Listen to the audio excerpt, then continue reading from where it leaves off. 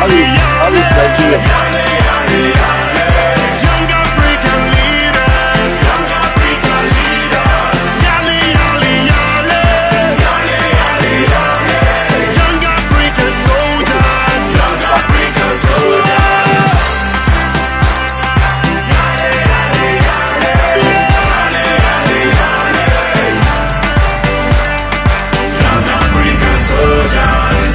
I believe in Africa.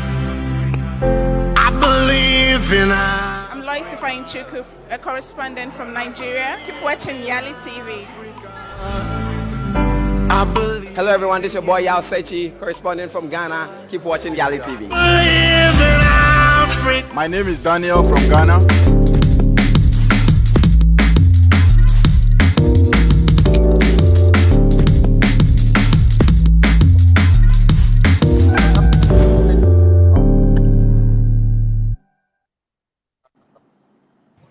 Okay. Hello, lovely viewers. My name is Stephen Selassie, and you are on YALI TV's Iron Report. It is often very difficult or impossible until it gets done. In this time of difficulties, the world is counting on extraordinary people who stand in for extraordinary times and solve our problems, and they become our heroes. You are welcome to YALI Report, live from the west coast of Africa in Accra, Ghana, and I'm coming to you from Accra, the capital city of Ghana. It is Report. Stay tuned and we'll be right back.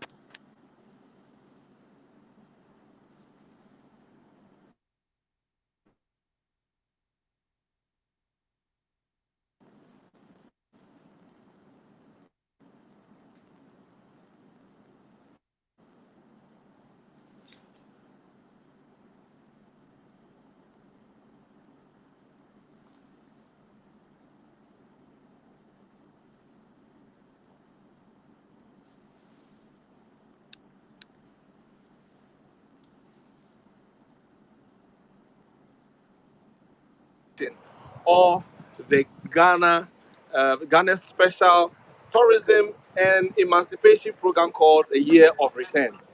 Also, he served as a mentor to some of the YALI fellows who were in the past YALI Mandela Washington Fellowship that ended in 2019. May his soul rest in peace, and may the spirit of his civil rights activism that was activated and displayed to all of us inspire a generation of change makers. Today in the show, we have a number of exciting topics and segments for you. We have the country reports coming from different countries from across the continent, and we have a special interview on social entrepreneurship and COVID-19. In a bit, we'll go into the interview with our special guest for the day. Our special guest for the day is a social entrepreneur by name Okweoluwa Rensuwe. Okweoluwa is a Nigerian. He is a visionary social entrepreneur and also a public servant. He is the managing director for a frozen food company called Mobile Cold Room, and he is the executive director of OJAR Foundation based in Nigeria.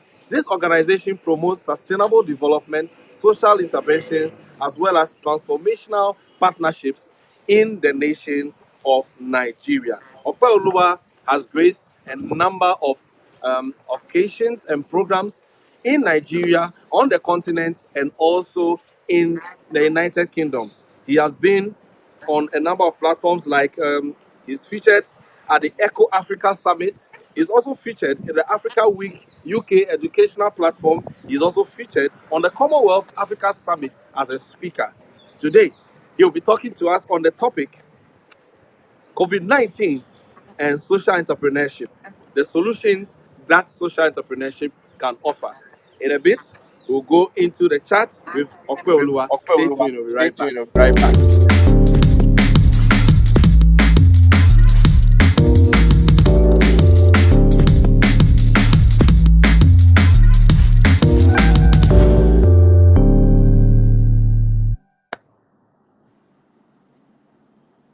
Hello, lovely viewers, and we have we have Okwe Okwe Olua all Olua the all the way way from from Nigeria. Nigeria. I believe we I have believe we have something in common, something in which is our common, which beard. is our beard. It's one of the symbols of the African man, the new generation of African man. It's good to have It's good you. to have you. Thank you so much. I'm very honored. I'm highly honored to be here today, and I'm glad to be in the midst of other very genuine African young leaders and aspiring leaders as well. And it's always a great time to just come together, have these conversations, because they say you can only go so far by yourself. Together, coming together, we can always go further. So it's really important for us to come together to unite different nations of Africa. I believe in Pan-Africanism. We need to come together as young people and really press towards solving problems, press towards creating solutions that will be very sustainable and give us the future that we really crave for, that we really work for every other day. So I'm really glad to be here myself as well. Thank you so much.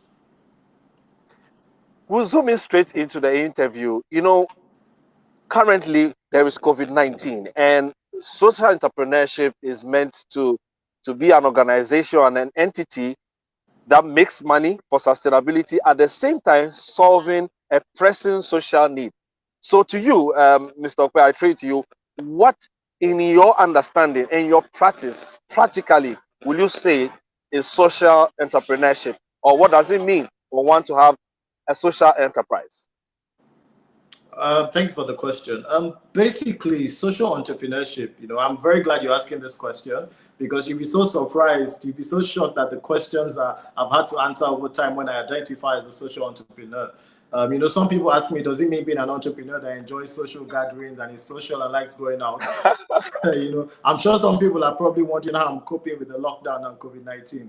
But social entrepreneurship is basically just transcending beyond profit motive and beyond solely deriving monetary value, and instead opting for building business models, sustainable products, systems, processes, structures that really address pressing societal concerns, pressing societal needs, pressing societal problems, and just providing sustainable solutions to these problems, instead of waiting on the government to really step in and fill every possible gaps that we might have, both economically, financially, environmentally, and in so many other spheres.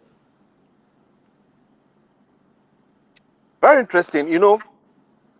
Most of the time we have conversations, there's a discord between the reality and what actually happens. So I would like to find out, you being the executive director of OJA Foundation, how has it been for you in this time of the COVID-19 pandemic, and how has your organization contributed to impacting on the lives of the people in your community, and also those who feel the impact of your organization over the past months? Okay, I think it's very important, before diving into that and directly answering your question, I think it's very important to go back to the basis of social entrepreneurship, the very foundation and the fundamentals on which this ideology is based. In my e-journal, I have an e-journal I wrote about a couple years ago talking about social entrepreneurship, because I realized there's a huge gap when it comes to public awareness. Social entrepreneurship is actually based on human empathy, the ability to sympathize and empathize with fellow human beings, the ability to relate with their experiences and the problems and the things they're going through.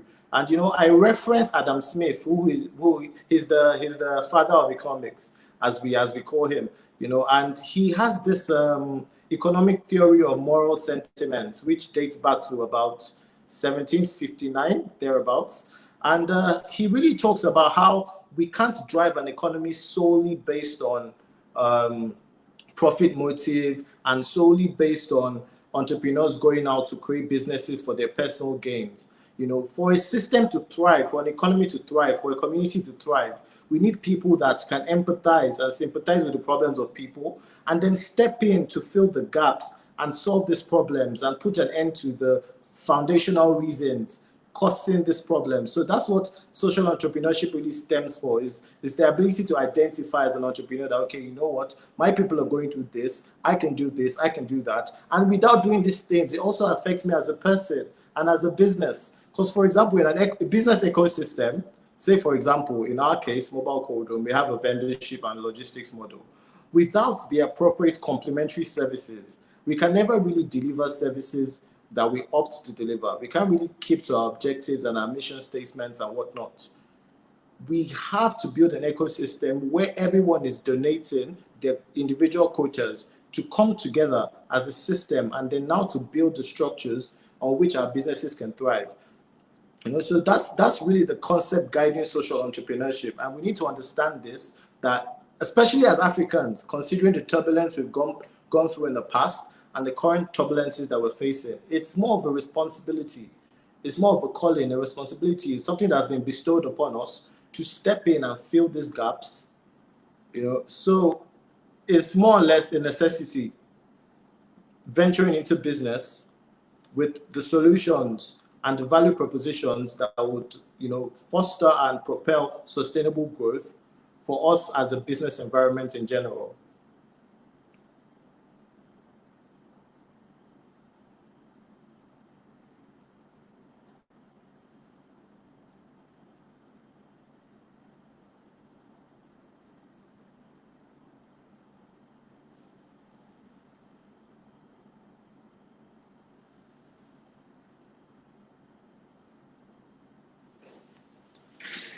YALI, YALI, YALI. YALI, YALI, YALI. Young African leaders. Young African leaders. YALI, YALI, YALI. YALI, YALI, YALI. Young African soldiers. Young African soldiers. YALI, YALI.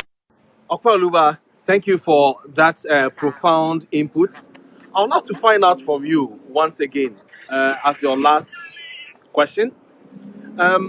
What do you think the youth of Africa who are social entrepreneurs in this time of the pandemic, what do you suggest to them to do? What are some of the steps specifically will you suggest to them, or will you advise them to follow within this period? Because you and I will agree that there has been a lot of shake-up in the way we operate, from raising of funds to partnerships to how we implement projects. Now you can't hold gatherings beyond a certain number. In some countries across the continent, there is lockdown. What will be some of your prescribed steps and guidelines for young Africans or YALI fellows who are listening to you right now?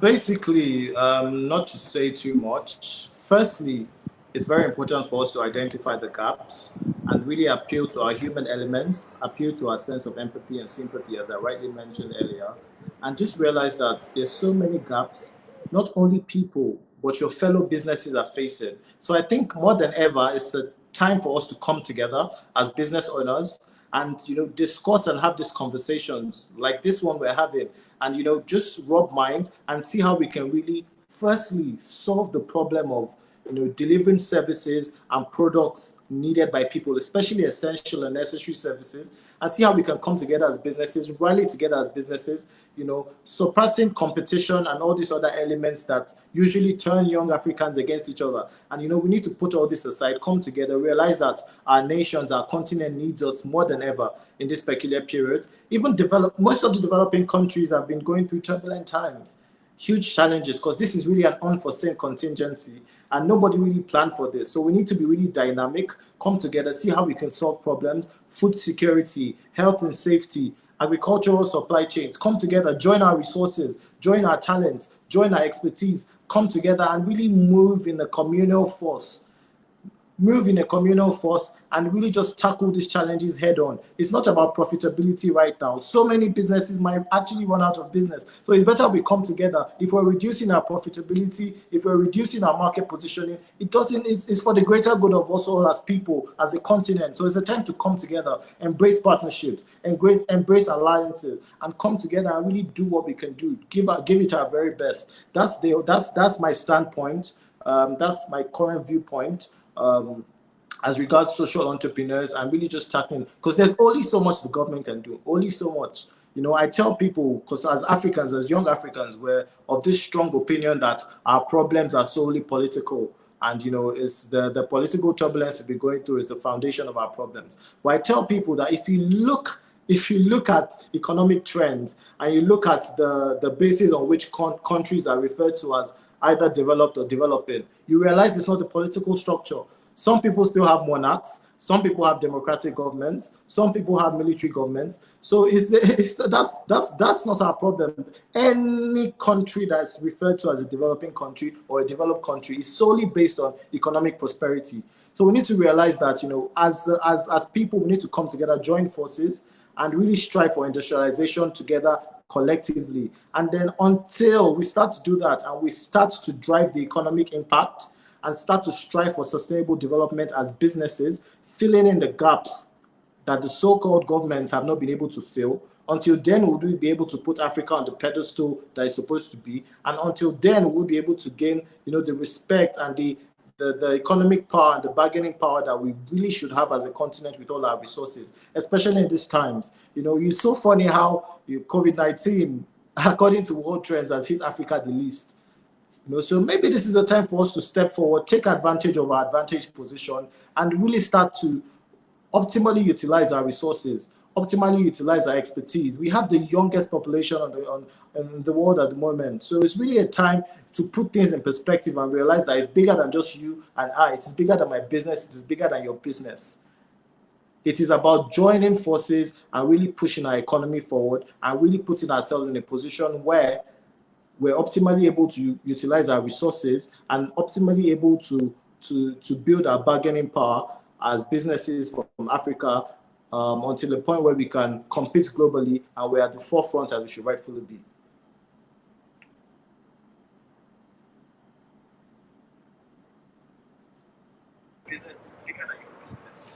Oh, thank you so much, Mr. Opeoluwa. I know that there's so much more that we'll need to pick from you, but all too soon we'll have to move on to the next segment. But we really Oh, that's appreciate all your inputs perfect. and your suggestions, as well as the guidelines you gave to all the African leaders who are listening to you. Coincidentally, today happens to be the anniversary or birthday of the legendary African leader Nelson Madiba Mandela. And today, if he was alive, you have been 102 years old. And, it is as a result of some of his exemplary leadership that part of the tenets of the YALI program was executed. So I believe that the points you raise will inspire not only me, but many and all who are watching and listening to you right now. Thank you so much, Opeoluwa, and we are Thank very you so, sure so much. we'll get Thank back you in for touch with having you me. for another Thank you so, informative so much. segment. Thank you so, Viewers, so much. stay tuned Well done and we'll with be all the right great back work you're with doing. the Well done. country report segment.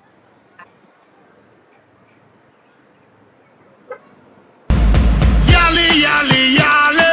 Yali, yali, yali. Young African leaders. Young African leaders. Yali, yali, yali. Yali, yali, yali. Young African soldiers. Young African soldiers. Yali, yali, yali. Yali, yali, yali. Young African leaders. Young African leaders. Yali, yali, yali. Yali, yali, yali. Young African soldiers. Young African soldiers.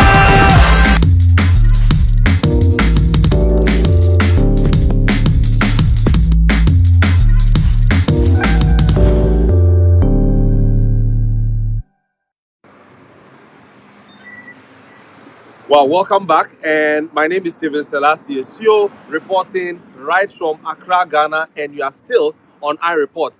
This episode of iReport is brought to you or powered by Blue Crest University College here in Accra, Ghana. Are you looking for a school to embark on or to get admission to pursue fashion, business management, or to pursue IT or communication or journalism? Blue Crest University College is your best choice. Currently, admissions are ongoing for regular students as well as for mature students, and academic year opens this August and September. The good news is that you do not need to come on campus. You can have your course right from the comfort of your home using the special virtual program that the university is running. Just this Monday, 20th of July, they'll be hosting a special segment. If you log on to our website or you visit our social media pages, we will be sharing the link so that you could join them and know how you can become a student of Blue Crest University College.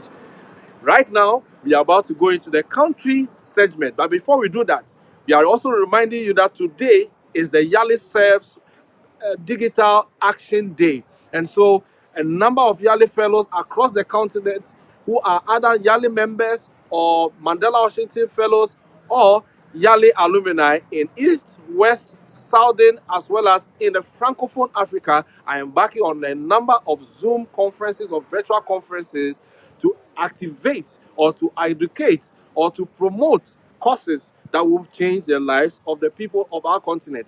Unfortunately, this year, because of COVID-19, we are unable to hold the usual programs we hold across the continent. But no worries, you can join the campaign or visit the YALI face-to-face on Facebook to follow on what are some of the activities you could be part of. YALI TV later in this evening by 6 p.m. GMT will be broadcasting our special message for all Africans, which we have dubbed the YALI Against COVID-19. Stay tuned and it will be coming to you after this broadcast. But for now, we are having the Eye Reports, Country Reports segment, and we zoom straight in to Liberia to Musu Davis on her reports from Liberia.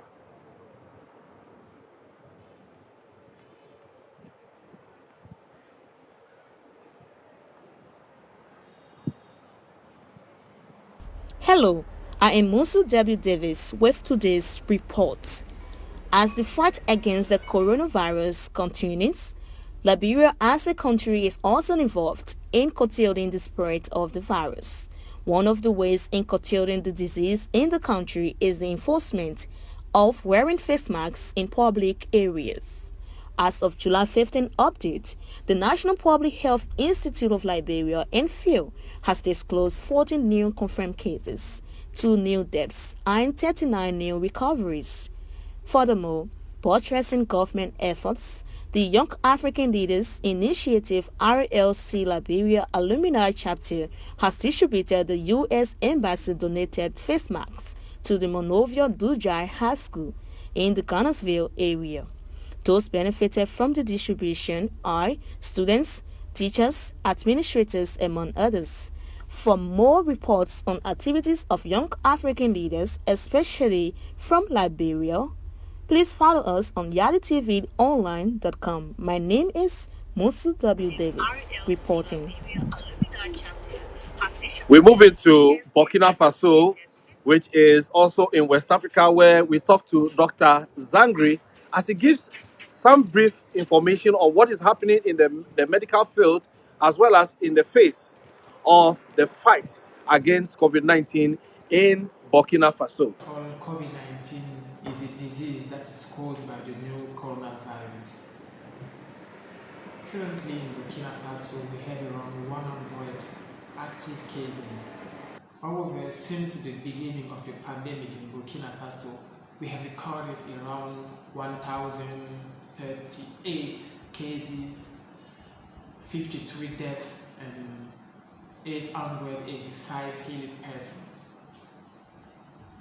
The various control measures put in by the government was the creation of a coordination unit that is composed by several experts responsible for coordination for the fight against COVID-19. Then the government closed the country's borders and put all the town and all the regions in quarantine. The government has adopted communication strategies by using the social media, television, radio in order to inform and to sensitize people. The government also created a call center, free call center, in order to allow people to get the true information and also to facilitate the detection of suspect cases. In addition to all these measures taken by the government, we have seen the involvement of young people in Burkina Faso, like medical student associations, different associations of young people in Burkina Faso. They involve themselves to work, to sensitize people to work in the field. They did a good job. Several business leaders also make a donation to health ministry in order to allow health ministry to fight against COVID-19. You notice the different partners of Burkina Faso, the country, they make a donation of medical equipment. All these measures and support have made it possible to reduce the progression of the COVID-19 in Burkina Faso and to reduce the number of active cases. Unfortunately, we see some belief among the population. There are many people who think that COVID-19 is not a rare disease. They think that COVID-19 is a political lie. My advice, the advice that I had to share with my friend, with the young African leader you have, especially those from Burkina Faso, is the following: eradicating COVID-19 is not the responsibility of only government, but the responsibility of each of us. We have to involve ourselves. We have a role to play in this fight. So let us commit ourselves to fight against COVID-19. In conclusion, I would like to invite you to respect the different measures taken by your government, especially in Burkina Faso, to maintain the social distance. So don't forget to wear your face mask, wash your hands with water and soap, use your hand sanitizer regularly, stay at home. If you have cough, headache, or difficulty breathing, don't hesitate, call the call center. I said it's free of charge. The last thing I have to share with you is, remember, you have a force responsible of your health. Thank you.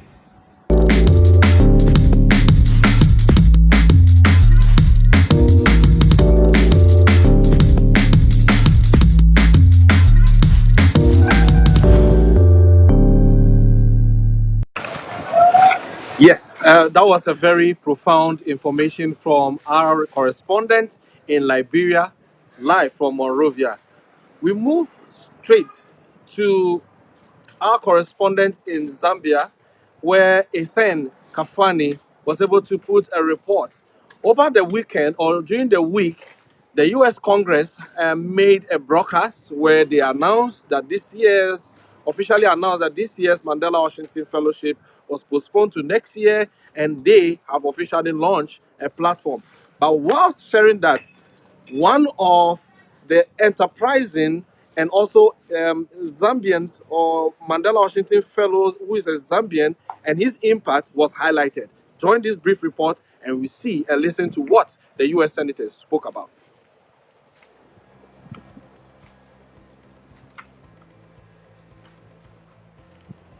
Hello, I'm Jim Risch, United States Senator for Idaho and Chairman of the Senate Foreign Relations Committee. And I'm Chris Coons, U.S. Senator from Delaware.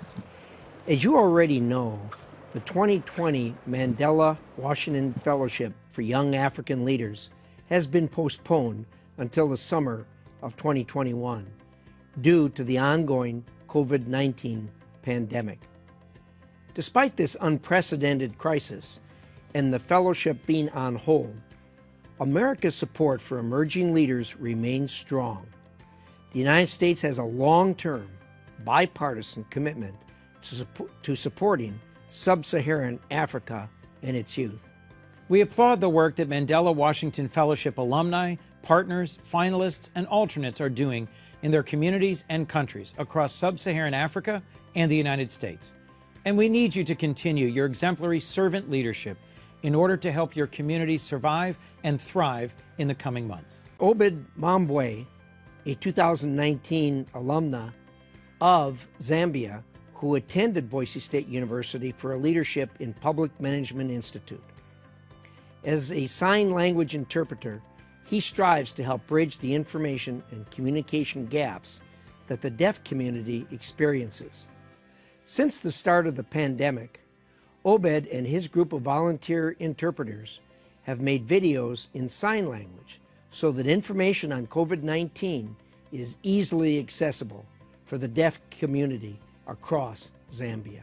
There is a global outbreak of a new coronavirus disease that is rapidly spreading to a number of countries around the world. Common signs and symptoms include cough, fever, shortness of breath, and difficulty in breathing. In severe cases, complications including pneumonia and kidney failure may occur and possibly lead to death if left untreated. Everyone is at risk of getting this disease. The virus is spread through droplets produced during coughing or sneezing by a sick person. You can get the disease if you are in close contact with a person who has the disease or infected animals and animal products. Travel to areas affected by the outbreak is a risk to getting infected. To protect yourself and others, wash your hands frequently with soap and water or alcohol-based hand rubs. Cook your meat products and eggs thoroughly. If you are infected, prevent spreading the disease by covering your mouth and nose when coughing or sneezing with a flexed elbow or tissue, and washing your hands immediately after. If you suspect that you or a member of your family or anybody has the coronavirus, you should immediately seek medical care at the nearest health facility. This message is brought to you by the Zambia United Exchange Alumni Association, which is made up of YALI, Mandela Washington Fellows, SUSI, Fulbright, and other U.S. alumni in Zambia. Hi, my name is Obed, and this is a COVID-19 quick tip from Zikta. Coronavirus disease is an infectious disease that causes respiratory illness like the flu with symptoms such as a cough, fever, and difficulty in breathing. It spreads primarily through contact with an infected person when they cough or sneeze. It also spreads when a person touches a surface or object that has a virus on it, then touches the eyes, nose, or mouth. The virus survives on certain surfaces from 4 hours to a few days. You can protect yourself by frequently washing your hands with soap, avoiding touching your face, and avoiding contact with the people who are unwell. In addition, don't forget to disinfect your accessories, such as your phones. Thank you, and stay safe. Since 2010, the Young African Leaders Initiative, or YALI, has inspired millions of young leaders to make positive change in their own communities. On the 10th anniversary of YALI, we're proud of how the 650,000 members and counting of the YALI Network and Fellowship alumni have risen to the challenge and are playing a critical role in fighting COVID-19 across the entire continent. In the wake of this global crisis, strong leadership is more critical than ever. Young leaders need to be engaged in solving the problems brought on by this crisis and the other challenges our communities and countries face every day. The Mandela Washington Fellowship is an important opportunity for Americans and Africans to forge long-term relationships and collaboratively tackle challenges in both the United States and Africa. Since 2014, nearly 4,400 fellows have connected with Americans across 42 states. We look forward to forging new connections virtually this year and in person in the years to come.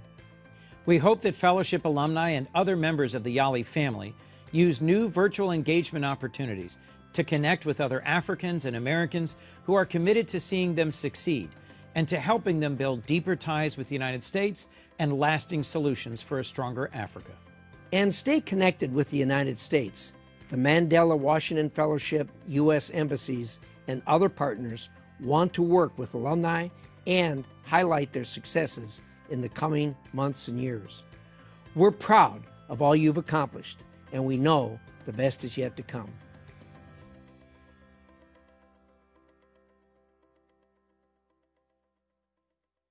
The information that was given by the senators of the United States concerning our virtual platforms in the absence of the programs that we usually have in the United States and the other regional leadership centers will be adhered to. Later this evening, as I said earlier, we will be having the YALI Against COVID-19 broadcast from YALI TV. In our next report from Mozambique, we have Suzette da Graça Andre giving us a report in Portuguese. Olá a todos e sejam bem-vindos ao iReport. Sou Suzette da Graça, correspondente da YALI TV em Moçambique. A luta contra a Covid-19 em Moçambique e no mundo continua. E nesta semana, o presidente da República de Moçambique, Filipe Nyusi, anunciou que a retoma das aulas, previamente estabelecida para 27 de julho corrente, não vai acontecer até que estejam criadas todas as condições de higiene e segurança em todas as escolas do país. Em Moçambique, as aulas presenciais foram suspensas no último mês de março, uma medida que visava proteger a comunidade estudantil e evitar a propagação da Covid-19. E assim chega ao fim a minha intervenção na presente edição do iReport. Muito obrigada pela atenção dispensada. Continue na companhia da YALI TV. Tchau, tchau.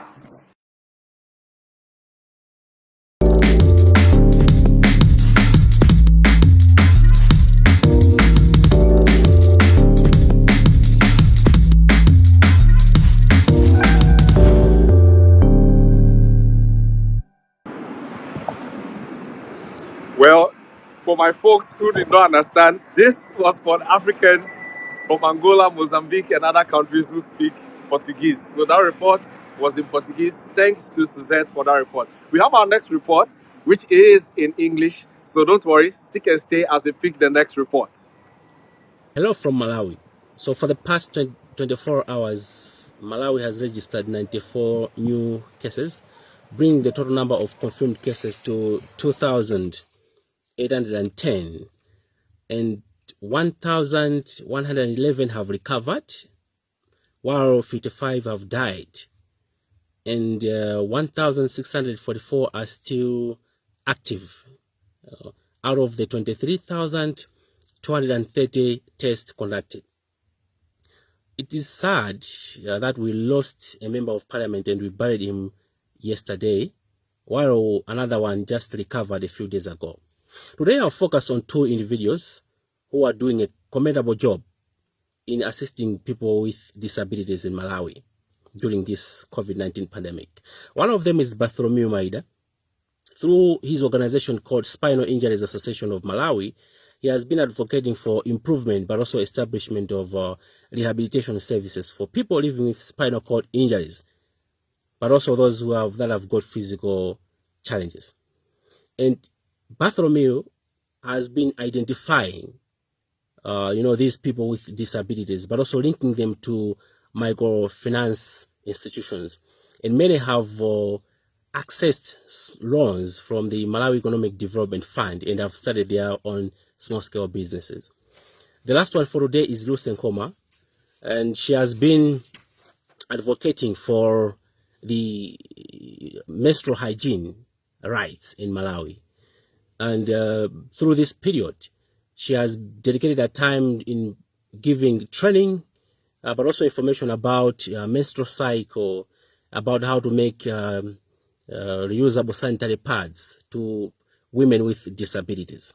And in fact, she has managed to print COVID-19 messages in Braille for people with visual impairment. Reporting from Malawi, YALI TV, this is Canon Changes.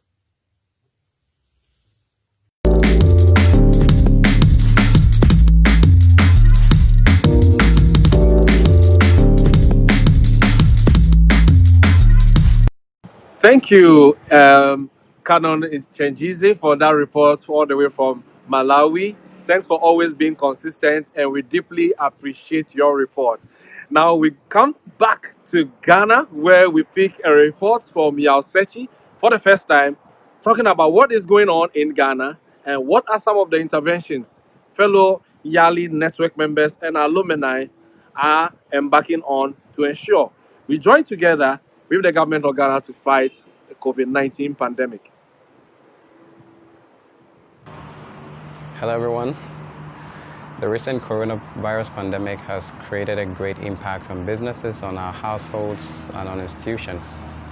According to the Ghana Health Service in Ghana today, a total number of coronavirus confirmed cases stands at 26,572, with 22,915 recoveries and 144 deaths. Looking at the statistics, when we're talking about the active case, looking at the statistics, when Ghana, we're looking at the active cases, Ghana has 3,513 with 447 new cases coming in. Government has put in a whole lot of measures to help curb this pandemic, doing every single thing possible to make sure that the nation stands strong. In spite of all that, as a nation, YALI, some and most alumni, I would say, have put in great efforts to ensure that they work hand in hand to help curb this pandemic, to help bring it to an end. A few I would like to talk about is Dr. Lord Anthony Basin, a medical practitioner. He works and is with the Kwame Nkrumah University of Science and Technology. He came about with what we call the rapid diagnostic test. And this diagnostic test helps to identify the asymptomatic patients, test them, and it gives results within 15 minutes to 20 minutes. That is amazing. Aside him, there are other alumni such as Chief Elijah Addo and many more who are organizing food drives, trying to reach out people in the communities, reach out to people in their neighborhoods, reach out to people in the various societies, so that these people who are less privileged, who could not afford to feed themselves, they can get hope during this pandemic.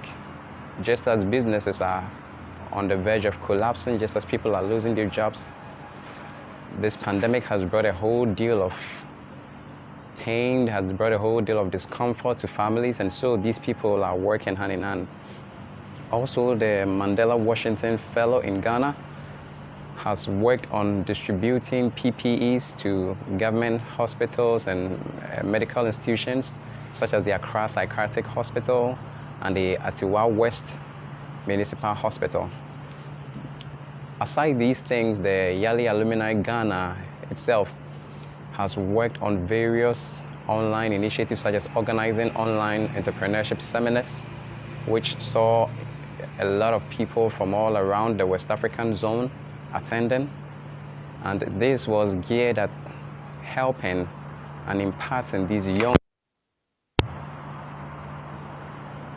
This was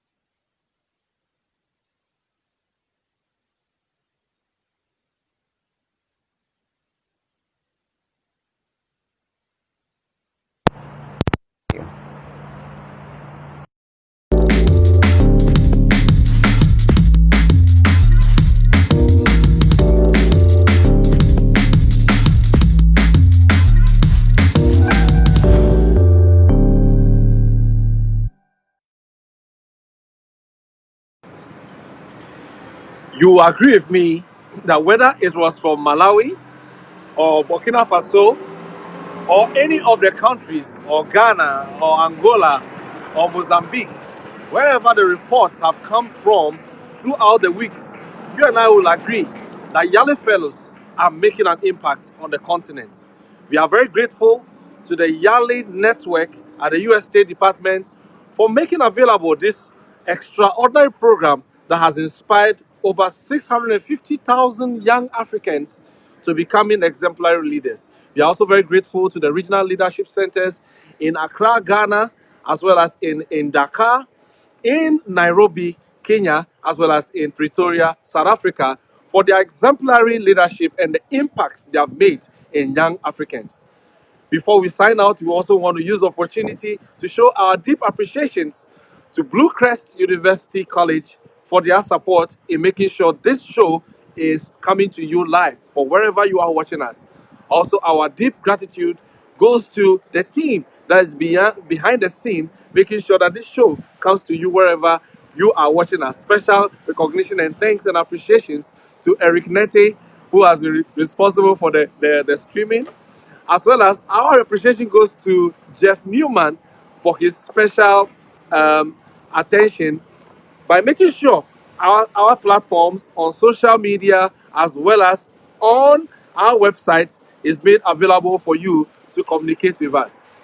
We're also very grateful to our teaming correspondents across the continent, right from the eastern part to the western part, as well as to the southern part and central part of Africa, who have ensured that they bring reports to you every time.